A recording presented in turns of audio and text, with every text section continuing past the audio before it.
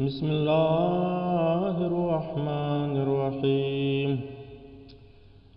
عن إبراهيم بن عبد الرحمن بن عوف رضي الله تعالى عنه قال لما أوتي عمر رضي الله تعالى عنه بكنوز كسرى قال له عبد الله بن أرقم الزهري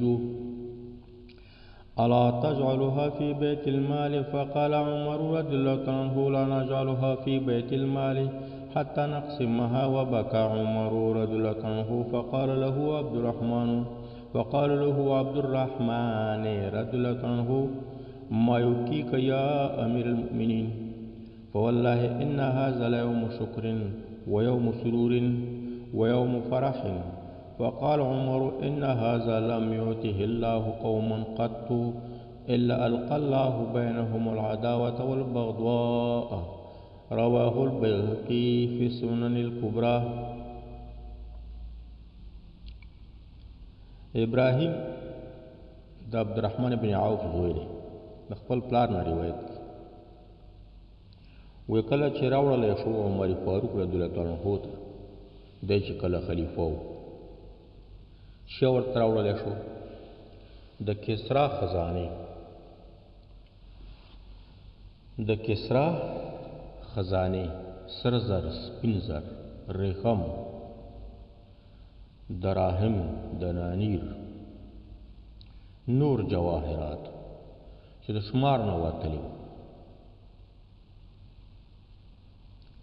نو وویل دته عبدالله بن ارقم، دا یو بل صحابي دی، ته ولې دا نږدې په بیت المال کې دغه مالونه خزانې بیت المال کې ولې نږدې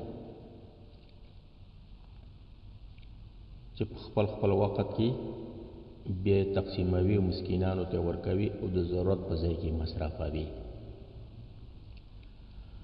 نو وویل حضرت عمر صاحب مونږ نږدو دا خزانې په بیت المال کې تر څو پورې چې تقسیم یې کوم، تقسیموم یې او بیا وژړل عمر فاروق. عبدالرحمن صاحب ورته وویل چې څه شی ژړوي تا لره؟ څه سبب ده چې ته په ژړا شو؟ ای امیر المؤمنین ولې ژاړې؟ قسم په الله دا خو ورځ د شکر ده چې د کسرا پادشاهي او امپراتوري ختمه شو، او دا ورځ د خوشحالۍ ده، او دا ورځ د فرح ده. عمر فاروق وفرمایل چې دغه مال و دولت، سره زر و سپین زر، اشرافه و جواهرات، مال و دولت، زینت د دنیا نه دی ورکړی دا الله تعالی یو قوم ته. یو قوم ته الله تعالی مال و دولت نه ورکوي، هیڅ چیرې نه دی ورکړی، مګر که ورې کوي نو اچولی دی الله تعالی د دوی ترمنځ دشمني او د یو بل سره بغض کول.